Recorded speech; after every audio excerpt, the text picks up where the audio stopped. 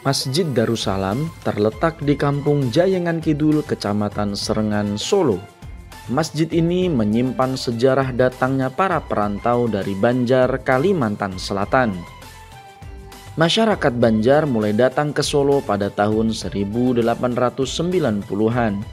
Mereka datang atas undangan Raja Pakubuwono Kraton Solo dan para pengusaha asal kota Solo. Karena masyarakat Banjar dikenal dengan saudagar dan pengrajin batu mulia. Mereka yang awalnya hanya segelintir pendatang, seiring berjalannya waktu, jumlah mereka semakin banyak. Kemudian mereka menetap di Solo, ada pula yang melakukan pernikahan dengan orang Jawa.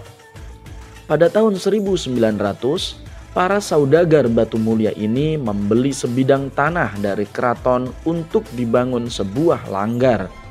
Sehingga pada tahun 1910 berdirilah sebuah langgar yang di kemudian hari dikenal dengan sebutan Langgar Jayengan. Awalnya hanya sebuah langgar yang dinding bagian bawah batu bata, sementara atasnya dari anyaman bambu. Hingga pada tahun 1965, atas saran dari Haji Anang Sya'roni, berdirilah masjid yang dinamakan Masjid Darussalam.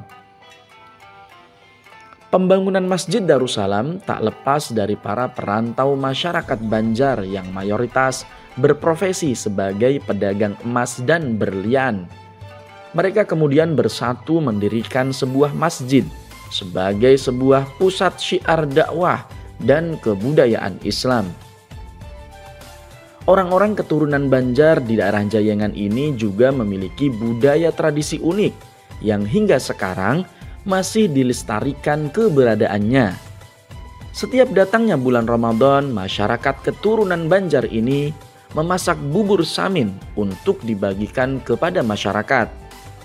Tradisi pembagian bubur samin khas Banjar ini diadakan di Masjid Darussalam setiap hari di bulan Ramadan menjelang datangnya buka puasa.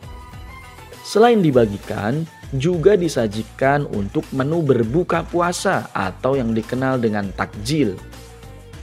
Dari segi konsep bangunannya, Masjid Darussalam memiliki gaya arsitektur Belanda kuno. Di depan masjid terlihat seperti bangunan sebuah rumah. Apabila dilihat dari dekat, bangunan ini terlihat seperti benteng yang berukuran mini. Bangunan ini sudah ada sejak 1965 Masehi dan masih dirawat hingga sekarang sebagai bukti sejarah dari cikal bakal berdirinya masjid tersebut. Memasuki bagian dalam masjid terdapat lubang-lubang angin-angin yang terlihat unik dan sederhana, sehingga ruang dalam masjid terasa sejuk. Beberapa bagian interior masjid yang masih dipertahankan hingga sekarang seperti pintu, jendela, hiasan-hiasan kaligrafi yang berada di dalam masjid, beduk, dan kentongan. Bahkan sampai kotak infak yang digunakan sampai sekarang masih ada dan terawat.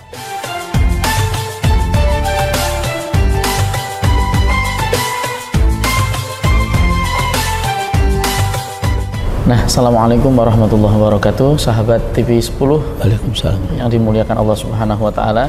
Kali ini jelajah masjid berada di Masjid Darussalam yang alhamdulillah saat ini kita berada di dalam Masjid Darussalam yang juga telah hadir bersama sahabat semuanya, beliau Bapak Haji Rosidi selaku takmir masjid dari Masjid Darussalam. Sebelumnya terima kasih banyak Pak Haji atas waktu yang sudah diberikan kepada sahabat TV 10. Kita ingin berbincang-bincang sebentar terkait dengan sejarah dari Masjid Darussalam. Barangkali bisa di-share atau diberikan ilmunya kepada sahabat-sahabat yang ada di rumah tentang sejarah berdirinya Masjid Darussalam ini. Assalamualaikum warahmatullahi wabarakatuh. Waalaikumsalam. Perkenalkan, saya takmir Masjid Darussalam Haji Muhammad Rosidi bin Muhdor Thayyib, akan mengisahkan sekelumit dari Masjid Darussalam. Tidak melupakan perantau-perantau dulu. Kira-kira tahun 1890 banyak perantau dari Kalimantan Selatan, terutama Martapura. Itu datang ke Solo atas undangan Raja Solo, atas undangan ya juragan-juragan Solo yang terutama berlian. Itu sedikit-sedikit lama-lama menjadi bukit. Ya, asalnya ya segelintir sedikit sekali pedagang dan tukang berlian itu datang sehingga merebak sampai tahun 1900 banyak. Ada yang nikah sama orang sini, maka tahun 1900 perkumpulan perantau dari Kalimantan itu membeli sebidang tanah dari keraton seharga 500 gulden. Waktu itu? Ya, waktu itu 500 gulden. Ya, tanahnya ini semua itu. Jumlah 739 meter persegi. Tahun 900 bisa membeli, ya untuk apa? Akhirnya dibangun sebuah langgar kecil, namanya Langgar Njayengan biasanya. Langgar Njayengan selesai tahun 1910 yang ada tertera di depan masjid itu, 1910. Lama-kelamaan banyak sekali perantau dari Kalimantan datang, sehingga jaluk orang Jawa ngeromboko ya. Merebak banyak sekali. Tahun 1930 dibuat langgar tembok yang gentengnya Soka, ada tagak tiangnya itu jati, terus ini sudah tegel hijau itu tahun 1930. Pada waktu itu masih diadakan berbuka bersama antar jamaah. Ya macam-macam, masak abang, masak samin, masak tomat betumis, nasi rawon, untuk berbuka puasa bersama. Lama kelamaan banyak yang datang. Terus tahun 1965 itu langgarnya itu dinamakan Langgar Darussalam. Tahun 1965 berdirilah Masjid Darussalam sampai sekarang ini. Masjid Darussalam itu ya seperti ini bentuknya, tinggal apa itu, yang lain atapnya banyak, atapnya sering ambruk. Tapi kalau bangunan yang lain masih persis, malah itu kaligrafi. Ya. Kaligrafi itu buatan 1930. Semua kaligrafi itu 1930. Kentongan. Ya, yang ada di Serambi ya. Itu membuat langgar 1930, sudah ada kentongan dan beduk. Tahun 1930 sering dipinjam oleh ibu balai kota, sering dipinjam untuk beduk. Berbuka puasa itu masih dilanjutkan. Ya makin banyak, maka oleh Haji Anang Sakroni Abdus Somad itu diproklamirkan bahwa yang paling patut untuk berbuka bersama yaitu bubur Banjar Samin. Asli Martapura. Arti Martapura, khas Banjar. Jadi bubur Banjar Samin. Itu sampai sekarang alhamdulillah. Lama-kelamaan kok yang datang tuh makin banyak. Makin penuh. Maka waktu itu takmirnya ya masih Haji Anang Saroni. Untuk kegiatan-kegiatan tentunya sangat ramai ya di masjid ini. Ya. Akan tetapi mungkin untuk kegiatan-kegiatan yang ada di sini, kemudian peran dakwah Masjid Darussalam khususnya di Kampung Jayengan, kita bahas di sesi kedua setelah yang satu ini. Ya. Jangan kemana-mana sahabat-sahabat Jelajah Masjid, kita masih akan berbincang dengan beliau. Untuk itu tetap di TV 10 di Jelajah Masjid.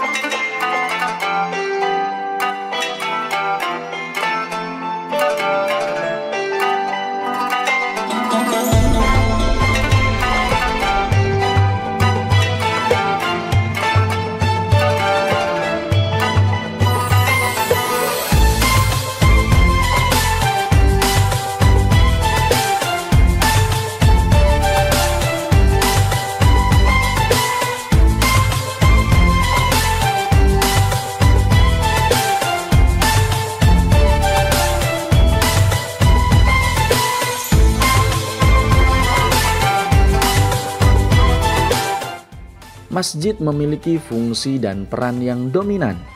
Sebagaimana keberadaan Masjid Darussalam ini dari tahun ke tahun terus mengalami perkembangan yang signifikan untuk kemaslahatan umat. Fungsi Masjid Darussalam yang pertama sebagai pusat pendidikan Islam. Pertama kali pendidikan Islam di Masjid Darussalam dimulai pada tahun 1933 Masehi dengan model madrasah diniyah yang bernama Madrasah Ibtidaiyah Darussalam atau Sekolah Rakyat Darussalam dengan jenjang selama 3 tahun saja. Seiring berjalannya waktu hingga saat ini dan karena adanya peraturan pemerintah yang berubah, kini berubah nama menjadi sebuah sekolah dasar Islam Darussalam Surakarta dengan jenjang selama 6 tahun. Bentuk pendidikan lainnya seperti majelis taklim yang sudah rutin dilaksanakan. Terdapat juga majelis-majelis sholawat dan Taman Pendidikan Al-Quran Darussalam.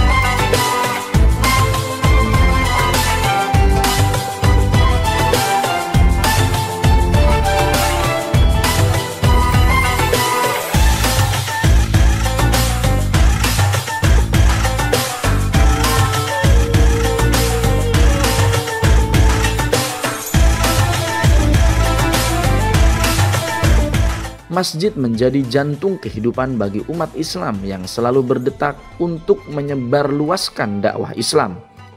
Masjid menjadi tempat perencanaan dan pengkajian dalam mengembangkan dakwah Islam ini. karena masjid sendiri merupakan titik pusat dalam menjalankan aktivitas dakwah Islam guna membantu kebutuhan masyarakat sekitarnya. Penyampaian ajaran Islam terhadap orang lain dengan berbagai cara yang bijaksana untuk menciptakan masyarakat yang menghayati dan mengamalkan ajaran Islam dalam kehidupan sehari-hari.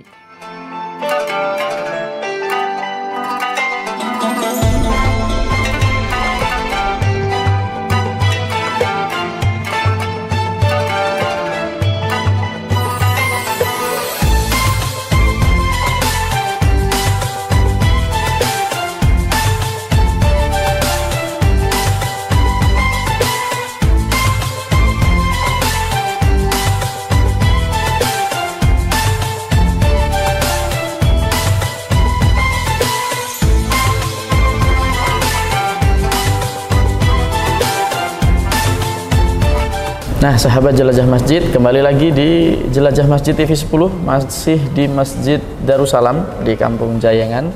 Tadi sudah disampaikan oleh beliau tentang sedikit daripada sejarah Masjid Darussalam, kemudian juga dicuplik sedikit tentang kegiatan khas yang ada di Masjid Darussalam ini, yakni pembagian menu buka bersama, yaitu menu khas asli Banjar, yaitu bubur Banjar Samin. Kalau untuk peran dakwah Masjid Darussalam sendiri, Pak Haji, di Jayengan khususnya, mungkin bisa disampaikan kepada teman-teman tentang peran dakwah Masjid Darussalam di Kampung Jayengan ini, tentang kegiatan-kegiatan agamanya yang ada di masjid ini mungkin. Monggo Pak Haji. Mengenai peran dakwah, itu yang maju adalah TPA. TPA itu maju banyak sekarang, banyak sekali. Kira-kira 50 anak ya.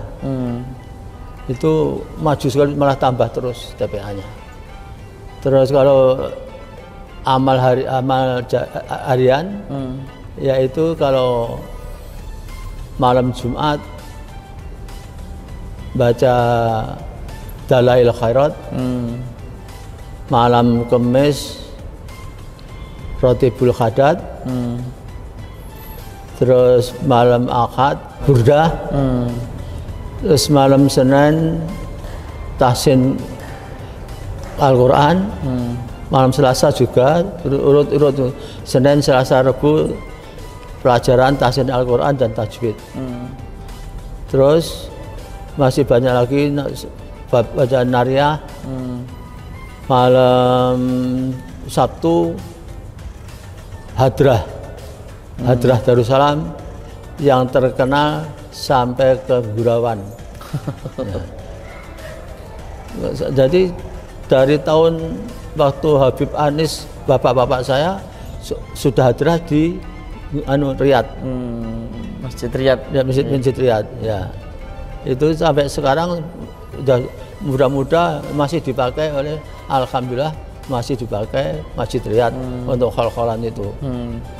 Ya itu yang baik. Kalau untuk kegiatan khusus di bulan Ramadan yang khas di Masjid Darussalam sendiri apa Pak? Ya itu tarawih, sama tadarus, sama sholat jamaah bersama. Itu yang jadi tidak ada pengajian, tidak ada. Dari dulu tidak ada pengajian di Masjid Darussalam ini.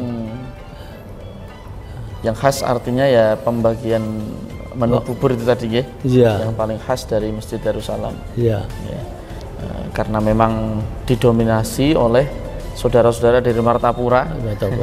Sehingga ciri khasnya adalah dan alumni dari Masjid Darussalam dan dari SD Darussalam. Itu semua ongkos-ongkos donaturnya adalah alumni dari Masjid Darussalam. Dan buktinya dari Singapura ada yang ngasih, dan dari Sukoharjo, Tulungagung, Semarang itu banyak yang ngirim uang untuk kegiatan ini. Dan malah alhamdulillah dalam 4 tahun ini Pemkot Solo juga membantu. Nah, alhamdulillah. membantu 1,5 ton beras. Kalau untuk perkembangan sendiri yang ada di Masjid Darussalam dari tadi awal didirikan sudah dikisahkan, kalau metode dakwah yang juga dipakai di awal mula pendirian terus kemudian sampai detik ini, apakah ada perubahan atau barangkali dulu tidak ada kajian sama sekali terus kemudian baru ada diadakan rutinan demi rutinan, atau memang itu rutinan itu sudah sejak dari dulu Pak Haji? Iya, sudah dari dulu.